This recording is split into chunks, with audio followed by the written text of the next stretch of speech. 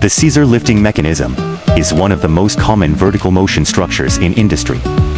It looks simple, but its operation involves a surprising amount of mechanics and structural design.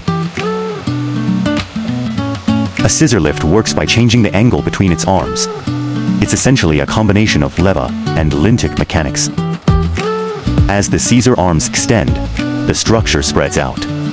The geometry distributes forces more evenly, making the lift more stable at higher positions. That's why it's ideal for handling heavy vertical loads. During lifting, most of the load is transferred through pins and bushings. These components are made from wear-resistant materials to maintain precision under repeated motion. The base frame is the point where all loads converged. Thick steel and reinforced ribs resist compression and torsion, preventing deformation during long-term operation. The hydraulic cylinder provides the main lifting force.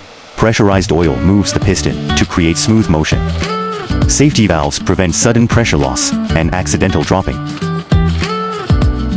Travel limit switches control how far the platform can move. As it approaches the endpoint, the switch stops the motion automatically. A simple but essential safeguard in industrial machines. Bolted joints prevent fatigue cracking that can occur at welded points under repeated stress. They also make maintenance easier.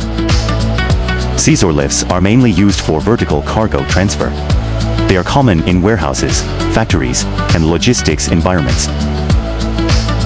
A simple mechanism supporting countless industrial operations.